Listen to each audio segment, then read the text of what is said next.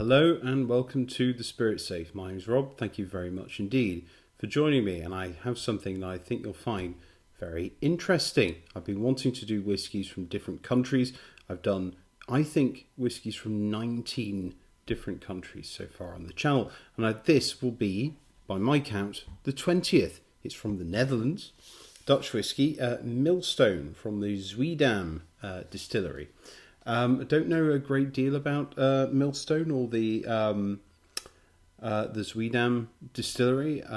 It used to be almost a micro distillery. I know it has grown. It's moved to new premises, and a few of them are available. They're not available in BC. I bought this in Alberta and paid maybe 85 Canadian, maybe even less than that. And this is the 10-year-old American oak version.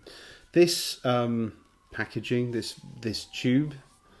It's a little bit old hat having the windmill here, but apparently Zuidam do use real windmills for their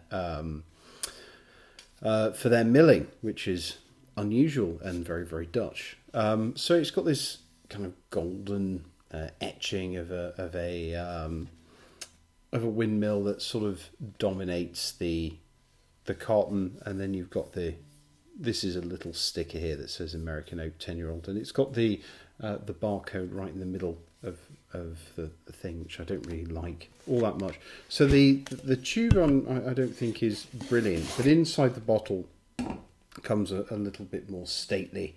This little rather stout bottle that I do like. This ribbon detail, so the ribbon is wrapped here and goes under the label, and then it's been so the distillation date and things are written on in manuscript. So it's 1911-07 was the distillation date, and 1st February 2018, assuming they use day, month and year. American Oak is the cask type of my bottle number 2487, in case anyone's interested. It doesn't say anything about colour or chill filtration. Quite a nice colour there. So let's pour and see what we have. 43% ABV is the bottling strength, in case I forgot to mention that. Very nutty now, actually. When I first opened this, it was really very, very strange. It seemed to be lacking a lot of the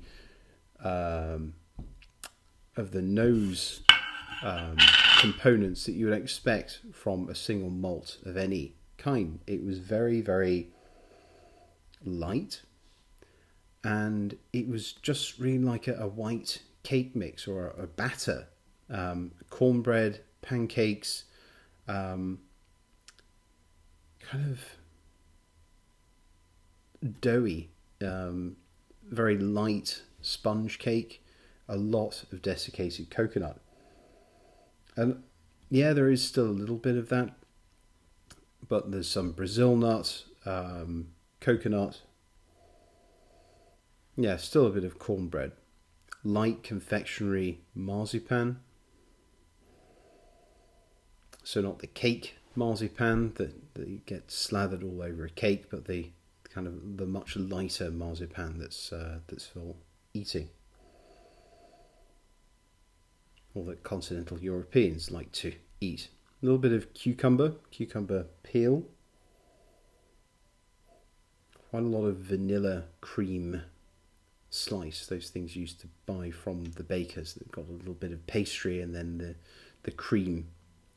Vanilla cream on the top. Vanilla essence, a little bit of butterscotch.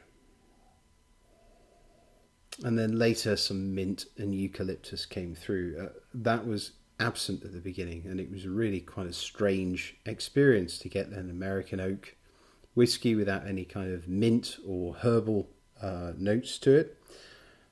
Some cinnamon, peach stones started to emerge. Soft spices, toffee, slightly papery note to it. Right. Again, it's lacking a lot of the very malty notes, the very complex cereals, the darker sugars. Did pick up a little bit of Airfix glue, a little bit of a solventy note. There's certainly a pastiness, like a wallpaper paste about it. Later, much more oak and eucalyptus started to come through it, and there's, as well as having those very high sugars, there's an indication on the nose that you're going to get something that's a little bit dry.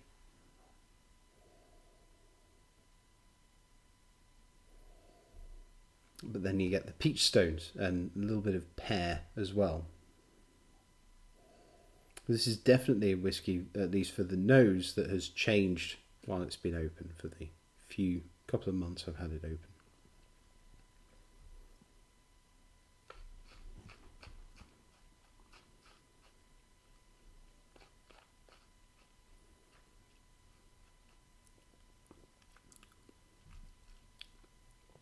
The palate has some creamy vanilla, sort of honeyed porridge, vanilla essence.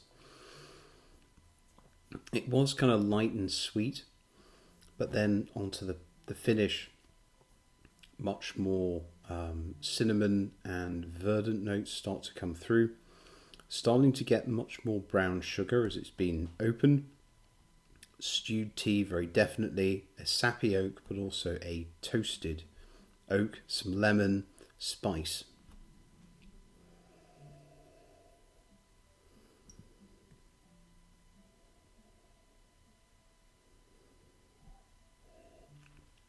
Let's give it a little bit of water. Only 43% ABV, so I'll probably give it just less than a teaspoonful.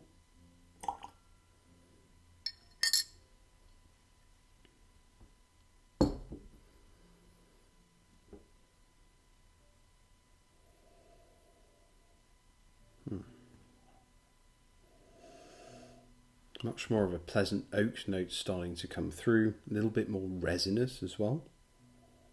A bit more malty, maybe a slightly chalky talc note is starting to emerge. Some butter, eucalyptus. Confectionery mixed sweets and old-fashioned cough lozenges.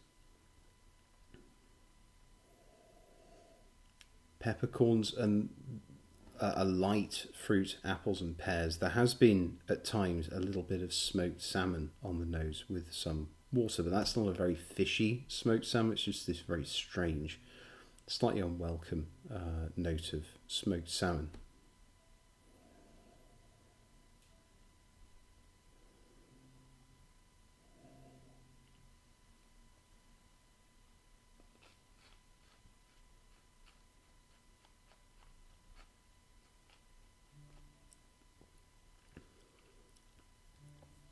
Palate with a bit more water.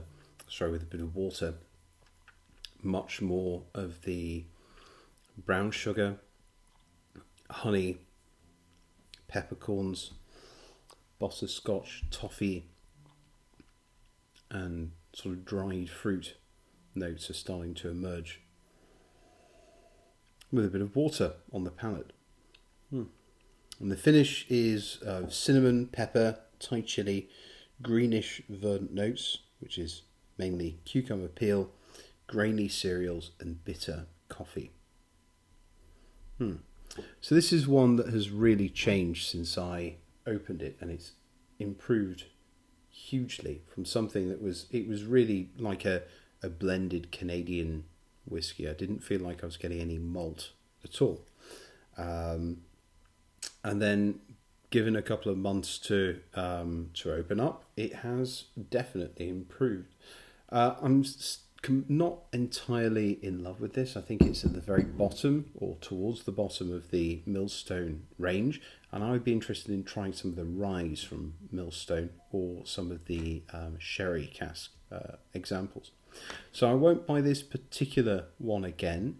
I still think it's very, very fair for what I paid. 85 Canadian. I think it's bang on the money.